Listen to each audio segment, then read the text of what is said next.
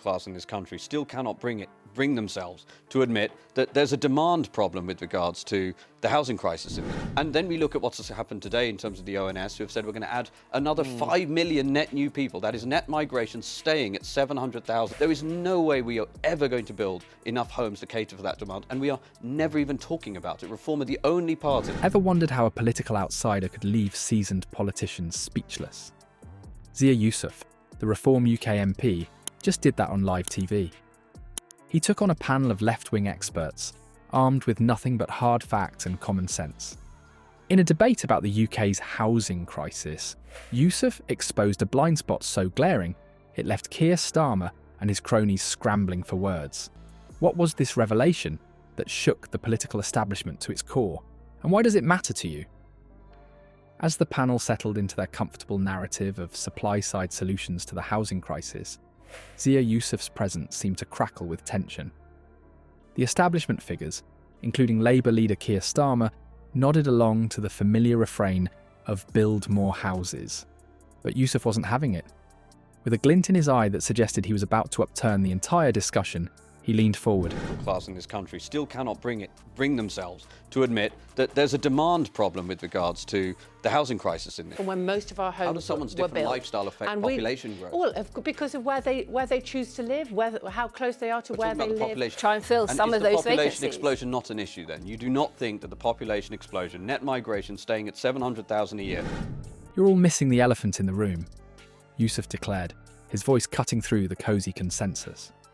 We can't just build our way out of this crisis. What about demand? The panel shifted uncomfortably, clearly unprepared for this line of questioning. It was as if Yusuf had broken an unspoken rule. Don't mention the I word, immigration. As the other panellists fumbled for words, Yusuf pressed his advantage. He rattled off a series of stark statistics that left even the usually composed Starmer looking flustered. In the last decade, we've added over 4 million people to our population, but we've only built about 1.5 million new homes. Do the math. It doesn't add up.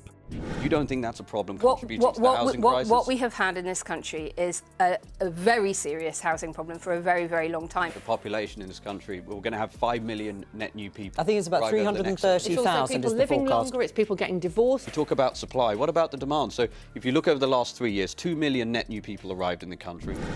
The establishment figures tried to deflect, muttering about planning regulations and NIMBYism. But Yusuf wasn't letting them off the hook. He turned to the audience, his voice rising with passion. These politicians are so afraid of being called names that they're willing to ignore the biggest factor in our housing crisis. It's not just about bricks and mortar, it's about people. As the tension in the studio reached fever pitch, Yusuf delivered his knockout blow. The ONS predicts we'll add another 5 million people to our population in the coming years. That's like adding a city the size of Birmingham every few years. Where are we going to put them all?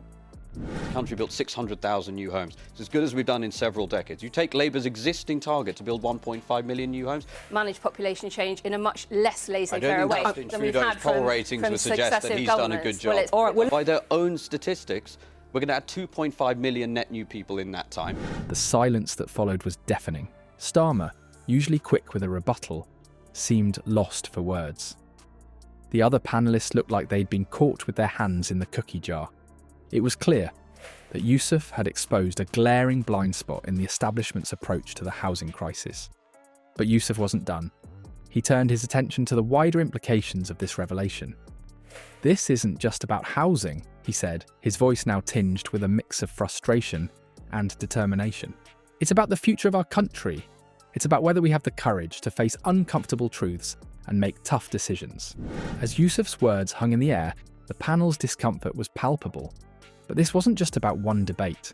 It was a moment that revealed a deeper, more systemic problem in British politics. A disconnect so profound it threatens to reshape the political landscape.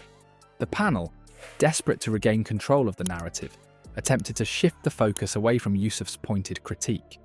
They threw out buzzwords like lifestyle changes and skill shortages, hoping to steer the conversation back to familiar territory. But Yusuf wasn't having it.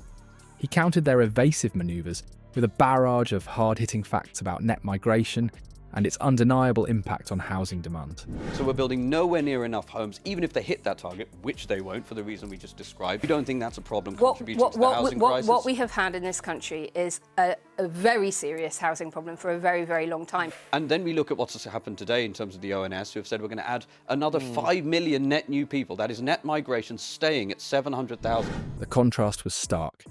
On one side, you had seasoned politicians recycling well-worn talking points. On the other, Yusuf armed with data and a willingness to confront uncomfortable truths.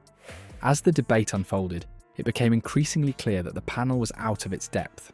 Their struggle to provide concrete solutions in response to Yusuf's arguments was more than just poor debate performance.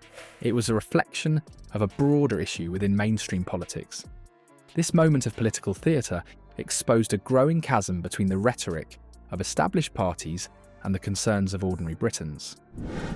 While Labour and the Conservatives dance around the edges of the immigration debate, tiptoeing through a minefield of political correctness, voters are growing increasingly frustrated. They're looking for straight talk and real solutions, not carefully crafted sound bites. It's this frustration that's driving a shift in public sentiment. Voters are expressing their dissatisfaction not just in polls, but in their growing support for parties like Reform UK. These political outsiders are seen as addressing the thorny issues of immigration and housing more directly, without the baggage of decades-old party lines. Yusuf's performance on that panel wasn't just a personal victory, it was a rallying cry for disillusioned voters who feel their concerns about immigration and housing are being swept under the rug. Who actually understand that the housing crisis in this country is a supply and a demand problem. There is no way we are ever going to build enough homes to cater for that demand, and we are never even talking about it. Reform are the only party. His willingness to challenge the established narrative resonated with those who've grown weary of politicians who seem more interested in protecting their careers than addressing the real issues affecting people's lives. The implications for Labour and the Conservatives are profound. As parties that have dominated British politics for generations, they're now facing a crisis of credibility. Their inability to effectively address the complexities of immigration and housing isn't just a policy failure. It's a failure to understand and connect with the very people they claim to represent. Yusuf's confrontation with the panel has exposed a deep-rooted flaw in British political discourse. By challenging the established narrative on housing and immigration, he's forced us to confront the uncomfortable truth that our leaders may be out of touch with reality. This debate could mark a significant shift in how these issues are discussed, much like the rise of UKIP did in the past. But what does this mean for the average Brit? It's time we critically examine the political narratives we're fed. Are our leaders truly addressing the root causes of the housing crisis? Or are they just paying lip service to win votes? Yusuf's performance suggests that the real challenges faced by ordinary people are being sidelined in favour of politically convenient soundbites.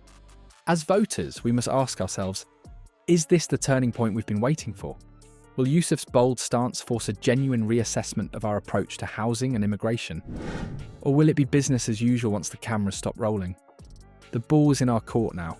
It's up to us to demand real solutions, not just empty promises.